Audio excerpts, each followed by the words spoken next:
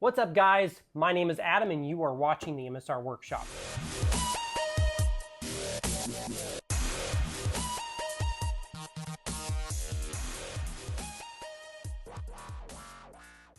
So in today's video, we are going to be talking about this Monstrum Hornet 4-16 rifle scope. So let's jump into it real quick. So just turning the box over here, I can just talk about a little bit of the specs. We've got a 4-16 power rifle scope.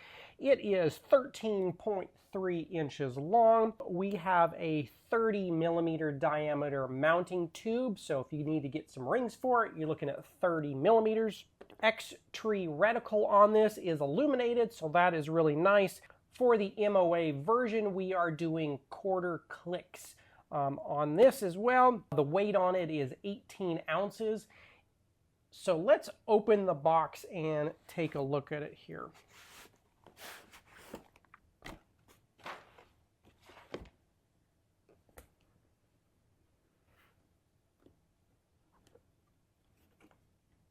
Set that aside here. So opening up the box, you are met with some nice heavy-duty foam supports. And we'll actually kind of use these to set the scope on here. In the box, you get a cleaning cloth, as well as a screw-on sunshade. And you do have your little manual here. So it does come with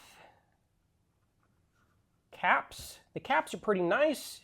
If I flip this around here, you've just got a little thumb, and they flip up quite nicely. Some of the ones that come with these scopes that are less expensive, they are just really hard to open. These flip open quite nicely. Throw lever comes already installed, and the movement on it seems to be pretty smooth. I feel just a little rub in there, and that could just be my model, but that's okay. But we got all the way up to power of 16 and then all the way down to a power of 4. You do have your eyepiece focus right here, which does turn very, very nicely. I've had some that are extremely stiff. This seems to be turning really nice. Talking about your illumination, you have, looks like 6 different powers of illumination right here, if you can see that. And this is your battery cover right here. With your illumination, you have an on-off between each power setting. Your parallax adjustment turns pretty nice, just a little stiffer than I would like, not quite as smooth, but this is a budget-friendly scope. So don't hold out for, something perfect on every level. Your elevation is non-locking. Pretty nice audible clicks there. And then your windage is a locking. So windage just pops right out and make your desired adjustments and then push in to lock it. Now we do have a 0 stop set. You'd remove the cap here, loosen this screw, and you can lift up, and then you would set your 0. And just tighten her back down. So overall, pretty nice. Fit and finish of this scope seems pretty good. So now let's get our scope cam hooked up to this and kind of take a look at the reticle on it, the illumination, and see what we're talking about here. So before we take a look at the live version, here are the 2 reticles that they offer. Here is the mil-dot reticle, and you can see all of the different hash marks, as well as the red illuminated center bit, which is a little hard to see on a bright sunny day, but it does make it really nice if you're shooting in a low contrast area or a low light area.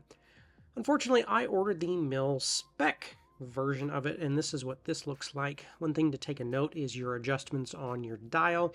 You're getting 1/4 inch per turn. I'd like to see an 1/8, but that's what you're stuck with here.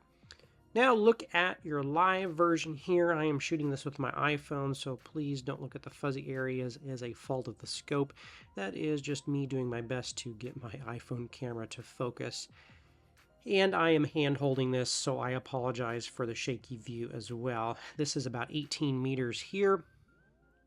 And I will turn the illumination on here in just a second. This is about 25 meters away, and now of course I move up the pole, it gets a little bit farther away, and it is still a little hard to see the illumination just because it was a really bright day. But the next power line, I zoomed it all the way in to the 16 power. The previous one was 10 power. And the illumination is on here, so if we get in a dark contrast area, you can see it just a little bit here. Now, if the sun wasn't shining right at me, it may have made it a bit better, but I do find that the illumination works quite well, especially when I'm shooting at a low contrast subject, or if you're shooting at a target that's similar color as that black. It does make it a little bit hard to see, so when you turn it on, it makes it pop just a little bit more. And it's not just for, say, a dark evening or, a dark day, but contrast on your target. Overall, I've been really happy with it. It seems to stay on target really well. I don't find any creep with it. The illumination works well, and you can't go wrong with the price. I believe it runs about $160, and I'm sure Amazon has it on sale. But overall, I think this is one of the best budget scopes you can get. All right, guys, that's the end of this video. If you want to know more about the Monstrum Hornet 4-16x50 first focal plane scope, be sure and check the link below where I will leave an Amazon link where you can check it out more for yourself. If you have any comments, questions, or suggestions, or just want to know a question about the scope, be sure and leave those in the comments because I do reply to all of them. If you haven't already, be sure and hit the like and subscribe button. And until next time, guys, thanks again.